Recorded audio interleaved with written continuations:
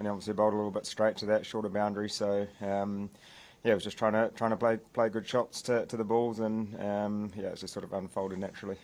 At the final drinks break, I think you were about 30 runs behind Kane. You finished up 50 runs ahead of him. Just how good did that last 15 overs or so feel? Like, you must have felt like you were doing pretty well out there. Yeah, I guess it's just one of those days where things sort of fall into place. Whatever shots you try to play, they sort of come off, and I guess for me, when I play my best, it's just when I react to the ball, and rather than premeditating things. And I guess today was a perfect example of that. Is just playing good shots to good balls, and reacting like that. But I think obviously building a partnership with Kane was really important at that stage. I think we were about 80 for 3 when I did come in, and the wicket was turning a little bit, and we're under a little bit of pressure there to take things deep. So for us, it was always just about talking about keeping the rate under 8 for as long as possible, and we managed to do that. And you know how quickly it can change out here on a ground that has some unique dimensions. So yeah, it was nice to be there at the end and get across the line. Just lastly, since the start of the year, obviously Ross has retired, Martin's been dropped, so you've gone up the sort of experience rankings a bit. Is that something you've sort of felt that you're really you and Kane are the two senior batsmen in this team? It certainly doesn't feel that way. I think it's all for me. It's all about trying to play the situation as best as possible, and I guess in the middle order, you can come in so many different times, whether it's 30 for 3 or 200 for 3. So I guess played a little bit now that you lean back on experiences from games that you've played in different conditions, and I guess today was one of those times where where you are in that position to see the game through. It's about trying to be there at the end. So it's certainly pleasing to be there at the end and be not out.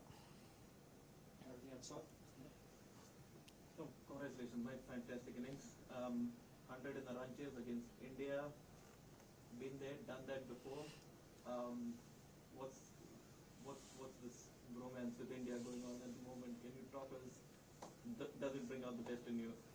Yeah, I'm not too sure. I think, as I said earlier, it's just one of those days where things fall into place, and you sort of get in the zone, and things work out. So yeah, I certainly didn't have intentions of doing that, and not really sure where it came from, to be honest. So I guess I've had a little bit of cricket under my belt recently with playing domestic cricket here in New Zealand, and with a few 4-days and a 1-day on Tuesday. So I guess the preparation's been nice, and feel I've been hitting the ball reasonably well, and was just trying to focus on being in strong positions and reacting to the ball, and it was nice I did that well tonight.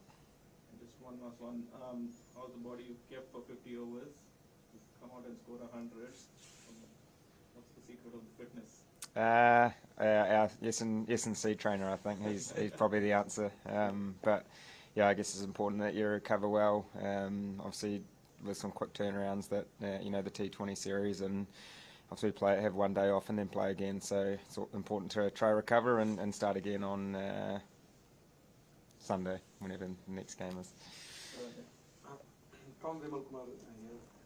Do you think that the kind of wicket, the way you guys batted, India was short of maybe on a par score, 10, 15 runs? I think it was probably a par score. I thought we did some really good stuff with the ball, certainly at the start, and also through the middle, being able to take wickets, and I thought they batted really well. They had a couple of cameos throughout the innings to get them just over 300, but we certainly saw when Washington Sundar was bowling and Chahar that there was a little bit of turn there every now and again. So yeah, I think for us it was just about trying to build partnerships, and we got away to a reasonably good start. We obviously lost a couple of wickets, but obviously the partnership that me and Kane had was really important, and we sort of fed off each other a little bit at times.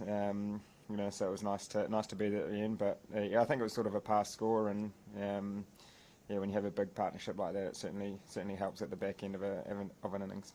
How was young Umran Malik's bowling? He was making his ODI debut.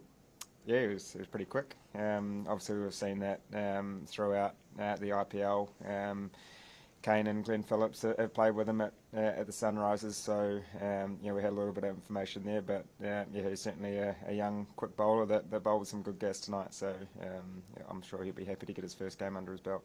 Was it a deliberate attempt to go after Yuzvendra Chahal because he was a strike bowler for India and did well in the T20 No, I wouldn't say it was. Certainly didn't plan on things happening that way. I guess for us, we do our scouting on their bowlers and you sort of have plans around how you like to play each bowler. And we've played India a little bit over the last few years, so we've got a little bit of information. And it's just about trying to react to each ball and try to stick to my strengths. And managed to do that well tonight. Couple more guys, or Tom, Kane hasn't scored an international century for about 700 days. Was there any talk out there about getting him to three figures? No. I think we all know Kane pretty well, but he's certainly not about the milestones. It was just about trying to get across the line, and it was nice that we managed to do that together. last one over here. Tom, what's your kind of approach during the T20 series, or during the team playing so much T20? Are you kind of watching closely and thinking about what you can add? Are you eager to get out here? No, I guess for me it's just about enjoying watching.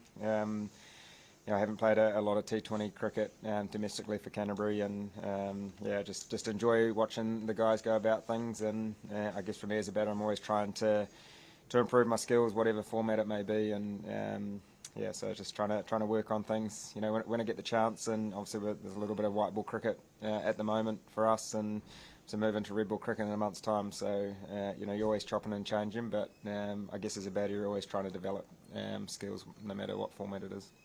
One last one. When you were on 99, is any kind of pressure, you're hitting the milestone, so how are you, because you're hitting the boundaries before that, and so it's in your mind, what was going on when you were 99? Just trying to watch the ball as best as possible, really. I guess there's the bigger picture of the game situation, and we still had a decent amount of time to bat.